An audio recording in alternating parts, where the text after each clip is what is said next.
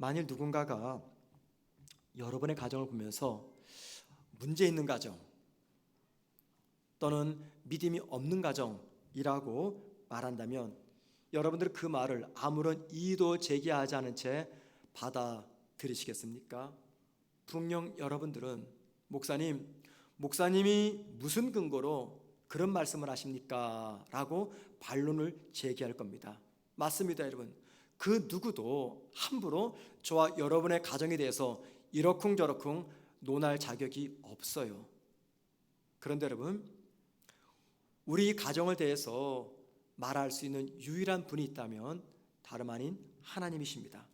하나님이 우리 가정을 판단하고 평가할 수 있는 유일한 분이십니다. 그런데 문제는 뭐냐면 하나님이 저와 여러분의 가정을 향해서 이것이 문제다, 저것이 문제다, 이게 참 좋구나 이렇게 말씀하지 않는다는 겁니다. 대신에 하나님은 성경에 기록된 당신의 말씀을 통해서 우리의 가정이 어떤 가정인지를 이 말씀을 거울 삼아 확인하기를 원하고 계십니다. 특별히 하나님이 칭찬했고 하나님이 인정했던 많은 성도의 가정이 이 성경책에 기록되어 있습니다.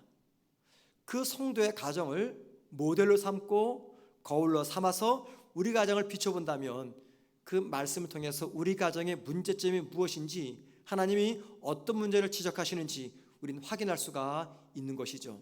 그래서 저는 이 시간에 우리의 가정, 하나님 보시기에 어떤 가정인가 생각해 보려고 합니다. 이를 위해서 우리 가정의 모델 거울로서 저는 지난주에 살펴보았던 욥의 가정을 여러분에게 소개하고자 합니다.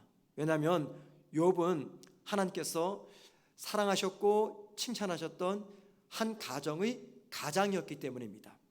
사탄은 하나님의 허락을 받아서 고난을 이용해서 욥의 믿음을 시험합니다.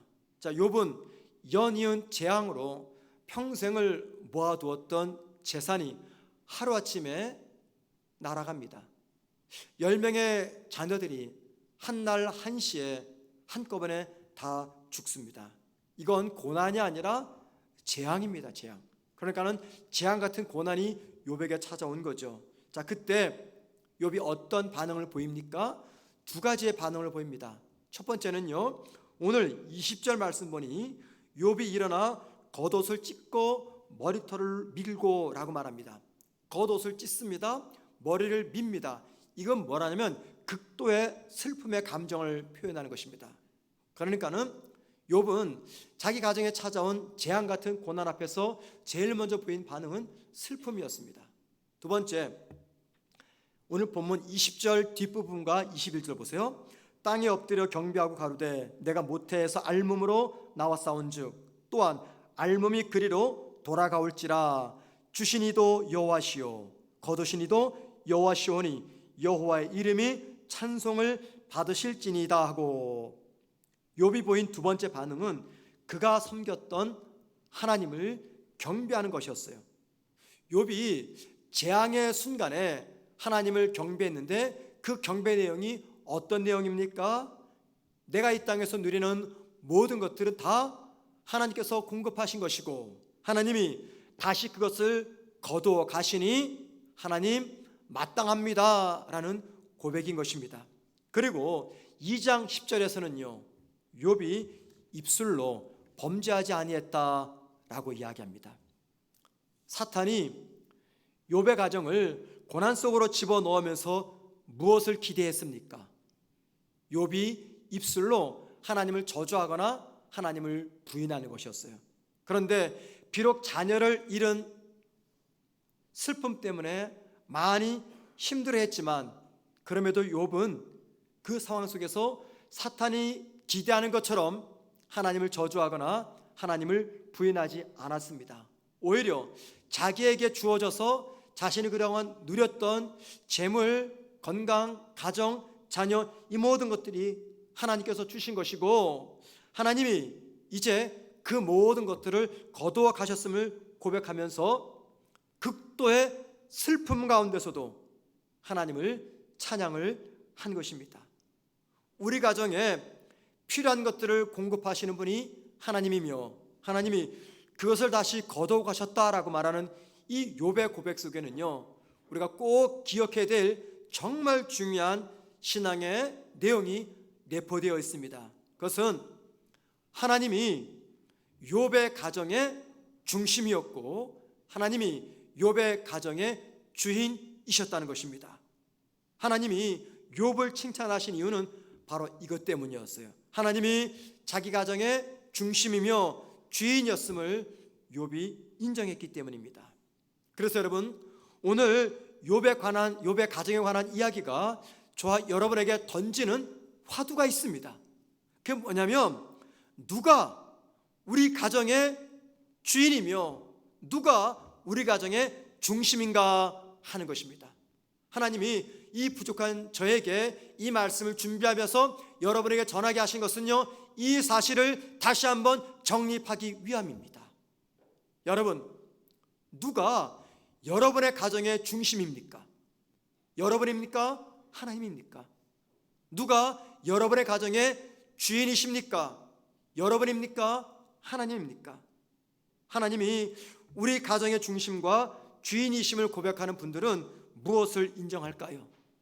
나와 우리 가정이 누리고 있는 모든 것들의 공급자가 하나님이 되십니다 라는 것을 인정하는 것입니다. 내가 지금 경영하는 나의 회사, 내가 몸담고 있는 나의 직장, 우리의 가정, 나의 자녀, 내가 그동안 차곡차곡 모아두었던 나의 재산들, 이 모든 것들이 다 하나님의 것이며 하나님께서 공급하셨다라는 것을 인정하는 겁니다. 나의 피나는 노력으로 쌓아놓은 업적과 성과와 가정과 자녀와 재물들, 이 모든 것들 나의 피나는 노력으로 이룬 것이 분명합니다. 하지만 여러분, 그 전에 뭐가 있었습니까? 하나님의 은혜가 있었습니다. 그래서 하나님을 가정의 중심으로 삼고 주인으로 삼는 분들은 비록 나의 피나는 노력으로 일궈낸 이 모든 것이랄지라도 이것들의 원래 주인은 하나님임을 고백하는 가정입니다. 이 고백이 있는 가정이야말로 하나님이 중심이 되며 하나님이 그 가정의 주인이 되시는 겁니다. 그렇다면 여러분, 우리가 하나 질문이 생깁니다. 하나님을 가정의 중심으로 삼고 하나님을 가정의 주인으로 삼는 가정에는 어떤 특징, 어떤 결과, 어떤 모습들이 나타나는가라는 거죠. 그 특징을 한번 생각해 보면 확인할 수가 있어요. 우리 가정이 하나님을 중심으로 모시는지, 우리 가정이 하나님을 주인으로 모시는지 확인할 수가 있습니다. 욥이 그랬습니다. 하나님을 가정의 중심으로 주인으로 삼았던 욥의 가정에 나타난 두드러진 두 가지 특징이 있었어요. 첫째는 불평과 원망이 없었습니다. 오늘 본문 22절 말씀을 한번 다 같이 읽겠습니다. 시작. 이 모든 일에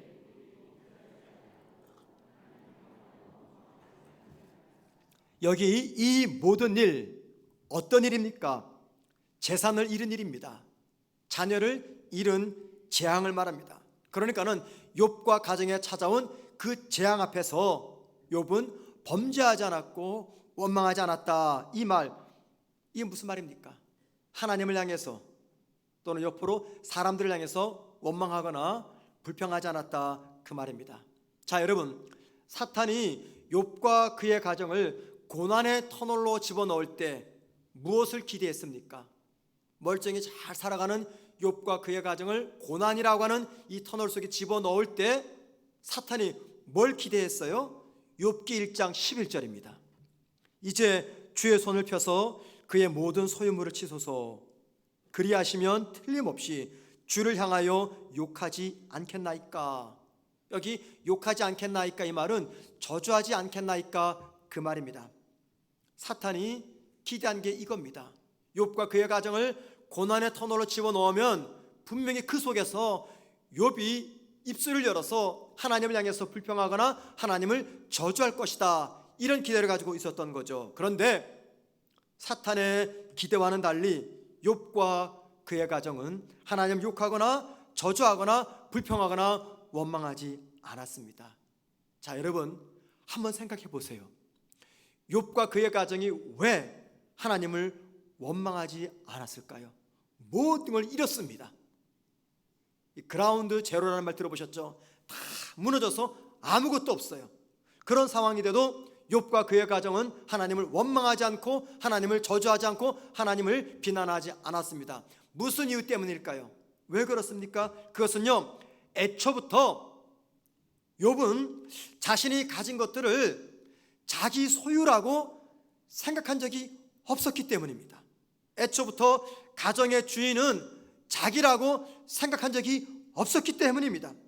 자기 것을 하나님이 거두어 가신 것이 아니라 하나님이 하나님의 것을 거두어 가셨다고 믿었기 때문에 욥과 그의 가정은 하나님을 향해서 비난과 저주를 쏟아내지 않은 것입니다. 그리고 하나님은 욥의 그 가정을 귀하게 보셨고 이 시간 그 욥의 가정을 저와 여러분에게 모델로 제시하시면서 묻고 계십니다. 너희의 가정은 어떠니라고 말입니다. 두 번째 특징입니다. 하나님이 중심이 되고 주인 되는 가정에 나타나는 두 번째 특징은요, 하나님을 높여드립니다. 하나님을 높여드린다 그 말은요, 하나님을 가장 귀하게 대우해드린다 그 말입니다. 하나님을 가장 귀하게 대우하는 것, 이게 바로 하나님을 높여드리는 것입니다. 욥기 1장 21절 말씀 보면 모든 재산과 자녀를 잃은 뒤 욥이 하나님을 향해서 반응하는 장면이 기록되어 있습니다. 한 절뿐이죠. 그런데 그 한 절밖에 되지 않는 이 말씀 속에서 욥이 하나님이라는 표현을 무려 3번씩이나 반복을 합니다. 저 보세요. 여호와시요 여호와시요 여호와. 재산이 날아가고 자녀가 다 죽어간 재앙의 순간 속에서 욥이 놓치지 않았던 것, 그게 뭐예요? 하나님이라고 하는 이름 석자였습니다. 뭘 의미합니까? 욥의 가정에서 가장 소중한 것은 재물이 아니었습니다. 미안 말이지만은 자식도 아니었습니다. 욥의 가정에서 가장 중요한 것은 다름 아닌 하나님이었습니다. 특별히 21절 뒷부분 말씀 보면은요, 욥의 가정은 재물과 재산을 모두 잃은 가운데서도 하나님을 찬양했다라고 말합니다. 여러분, 평생 모았던 재물이 한순간에 물거품처럼 다 사라집니다. 다 사라졌어요. 한순간에 10명의 자녀들이 한날 한시에 다 이 세상을 떠났습니다. 자, 그 상황 속에서 냉철하게 제정신을 지킬 수가 있겠습니까? 정신 나가죠. 제정신 아닙니다. 인사불성입니다. 그런데 그 속에서 하나님을 찬양했대요. 이게 말입니다. 제정신이 아니고서는 하나님을 찬양하는 것은 불가능합니다. 그런데 욥은 하나님을 찬양해요. 그 이유가 무엇 때문입니까? 자녀를 비롯한 그가 소유했던 모든 것들이 자기의 것이 아님을 욥이 알았기 때문입니다. 욥의 이 모습이 우리에게 중요한 것을 알려줍니다. 하나님이 가정의 중심에 계시고 하나님이 우리 가정의 주인임을 고백하는 성도와 그의 가정은요, 어떤 상황에서도 하나님을 높이는 것을 잊지 않습니다. 내 삶이 어떠하든지 관계없이 하나님을 높이며 하나님을 찬양합니다. 여러분, 지금은 하지 않는데 오래전에 했던 프로 중에서 나는 가수다라는 프로를 기억하십니까? 예, 한 10년 전에 했던 프로예요. 제가 그때 영국에 있을 때 이 프로를 참 즐겨봤습니다.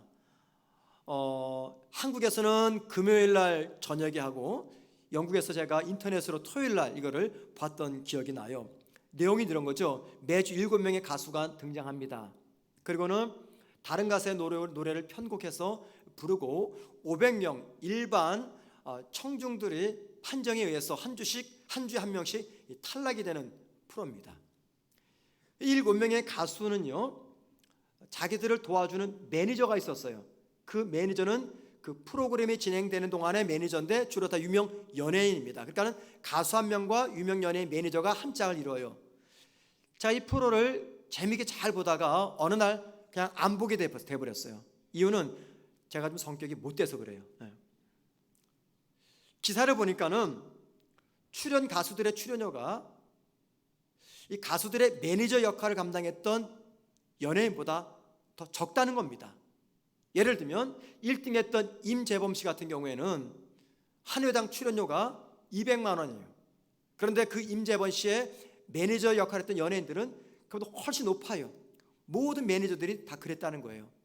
제가 그걸 보면서 이런 생각이 들었어요. 아니, 가수들은 일주일 동안 열심히 편곡하고 노래 부르는데 매니저들은 뭐 하지?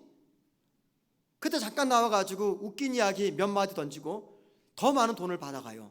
그러니까 제가 이게 용납이 안 되는 거예요. 그래서 아이, 보기 싫어. 그 다음부터 안 받습니다. 승질이 못된 거죠. 여러분, 이게 뭔지 아십니까? 주객이 전도된다, 그 말이에요. 이런 경우를 우리는 주객이 전도되었다, 이렇게 말합니다. 자, 여러분, 믿음의 가정에서 가장 경계할 것, 그게 바로 주객이 전도되는 것입니다. 무슨 말이냐면 우리 가정과 우리 삶에서 높아지고 찬양 받으셔야 될 분 오직 한 분, 하나님입니다. 그런데 과연 하나님이 우리 가정과 내 삶에서 높임을 받으시고 찬양을 받고 계시는가라는 거죠. 내 기분과 상황에 따라 하나님을 찬양했다가 하나님을 떨어뜨립니다. 하나님을 높였다가 하나님을 낮춥니다. 오랫동안 기도했던 나의 기도 제목이 응답이 되거나 우리 가정이 오랫동안 소망했던 것들이 이루어지게 되면 하나님 감사합니다 하면서 감사헌금을 내고 막 찬양을 합니다. 그런데 어려움이 찾아오고 아픔이 찾아오고 경제적 위기가 찾아오고 부부간에 다툼이 커서 마음이 불편할 때는요, 서로가 하나님을 찬양할 마음을 잃어버립니다. 하나님을 찬양하고 높여드리는 것이 전적으로 나의 기분과 상황과 우리 가정의 형편에 따라서 결정이 됩니다. 예를 들어 볼까요? 주일 예배를 비롯해서 수요 예배, 금요 기도회 혹은 셀 모임에 참석하기 위해서 열심히 준비를 합니다. 나 혼자 신앙생활하면 혼자 준비하겠지만 가족이나 부부가 함께 신앙생활하면 부부와 가족이 함께 준비합니다. 그렇게 준비하다가 어떤 사소한 문제로 부부간에 말다툼이 일어났어요. 어떤 문제로 부모와 자녀 간에 언쟁이 높이게 됩니다. 분쟁이 생겼어요. 그렇게 되면 어떻게 됩니까? 마음이 상하는 거죠. 속이 상하는 거죠. 화가 치밀어 오르는 거죠. 그러면 예배 참석 중단해 버립니다. 셀 모임 중단해 버립니다. 특별히 부모나 배우자를 따라서 억지로 교회당에 오시는 분들, 여러분들 좀 불쾌하시더라도 좀 오해하지 마시고 들어주세요. 다 그러진 않을 겁니다. 그런데 간혹 그런 분들이 계세요. 그런 분들이 부모나 배우자에게 무기처럼 사용하는 말이 있어요. 속이 상하면. 그게 뭐예요? 나 그러면 교회 안 가, 이 말입니다. 나 그러면 교회 안 가. 누구를 위해서 교회를 가는 것입니까? 지금은 모르시죠? 훗날 하나님 나라 가면 그때 그 말한 게 얼마나 부끄러울지 알게 되실 겁니다. 나를 위해 교회 가는 거예요. 그런데 교회 준비하면서 부부끼리 말다툼이 일어나면은, 또 부모와 자녀 간에 언쟁이 있으면은 믿음이 연약한 배우자들과 자녀들은 그러면 나 교회 안 가 하면서 옷을 벗고 그냥 소파에 눌러 앉아 버립니다. 여러분, 냉정하게 생각해 보세요. 물론 제가 이해는 돼요. 부부가 얼굴을 붉히며 싸웠는데 어떻게 마음 편안하게 예배당에 올 수가 있겠고 셀 모임에 갈 수가 있겠습니까? 이해는 됩니다. 하지만 여러분, 한번 냉정하게 생각해 보세요. 엄밀한 의미에서 부부싸움은 부부싸움이에요. 예배는 예배입니다. 배우자가 내 말을 듣지 않거나 나를 무시하는 것 같고, 이 모든 것들이 하나님께 예배 드리는 것하고 무슨 관계가 있습니까? 우리에게 있는 못된 습성 하나가 뭐냐면, 내 기분과 가정의 형편에 따라서 하나님을 예배하는 것을 진행하기도 하다가도 중단해버립니다. 특별히 가정 예배가 더더욱 그럽니다. 자, 여러분, 이러한 자세는요, 하나님을 주인과 중심으로 인정하는 자세가 아니라는 겁니다. 주객이 전도된 거예요. 하나님이 우리 가정의 중심이며 주인이 되신다고 고백하는 성도들에게는요, 그래서 용기가 필요합니다. 어떤 용기가 필요합니까? 내 삶과 우리 가정에서 하나님보다 더 찬란하게 빛나는 것, 하나님보다 더 가치 있고 더 소중하고 하나님보다 더 영향력이 있다고 생각되는 것, 그것들을 그 자리에서 내려놓을 수 있는 용기가 필요합니다. 그렇게 그 자리에서 내려놓게 되면은 하나님이 중심이 되고 주인이 되면서 내 삶의 처지와 환경과 관계없이 하나님은 언제나 높임받고 하나님은 영광을 받게 되신다는 거죠. 오늘 본문을 묵상하다가 평소에는 제가 잘 생각하지 못했던 한 부분이 제 눈에 들어오게 되었습니다. 하나님이 사탄에게 욥의 신앙을 열심히 칭찬합니다. 그랬더니 사탄이 하나님께 이렇게 반응을 해요. 욥기 1장 10절 말씀입니다. 보세요.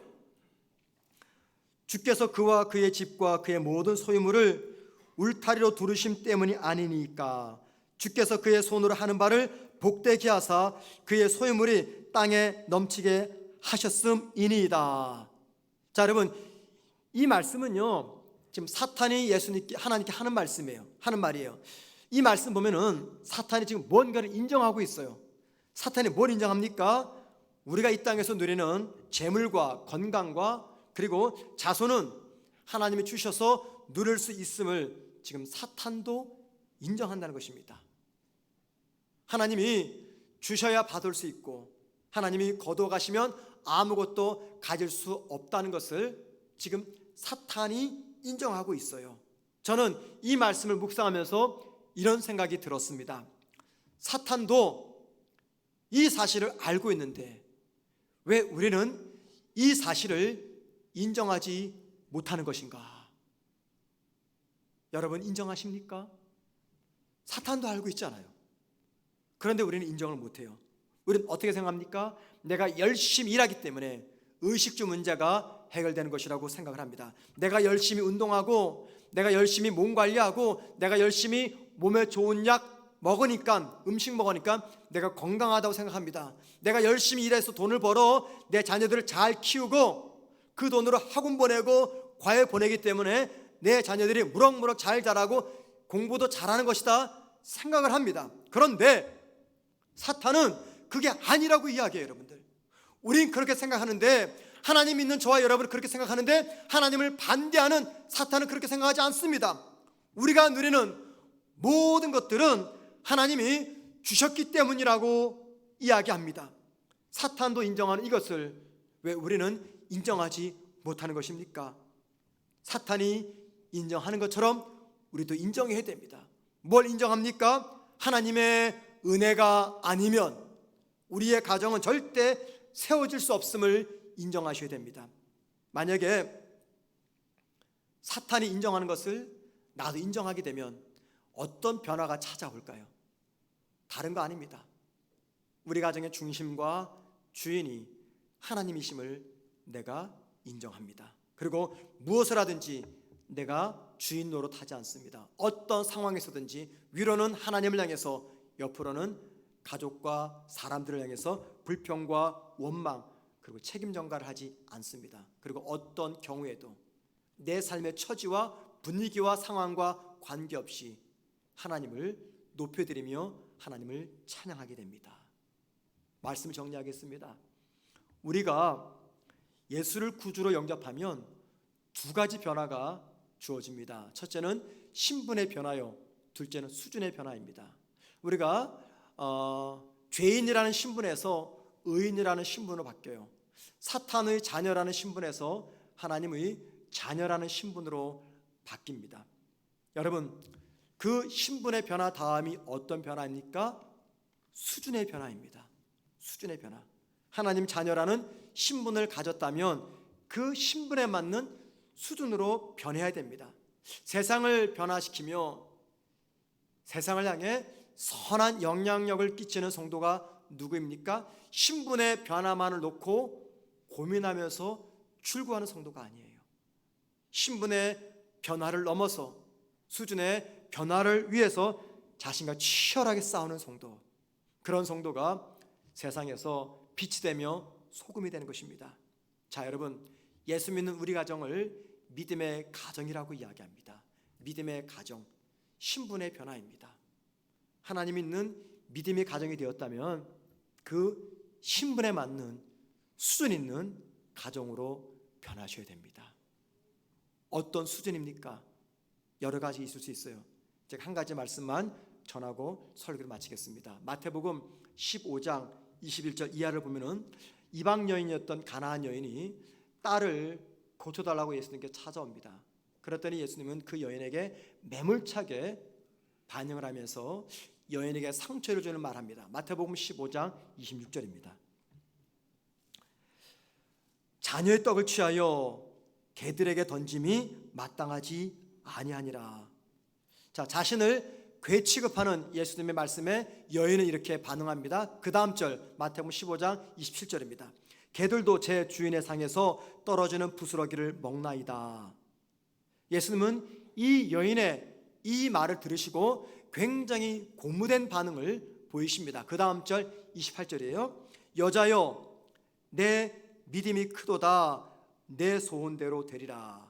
여기 내 믿음이 크도다.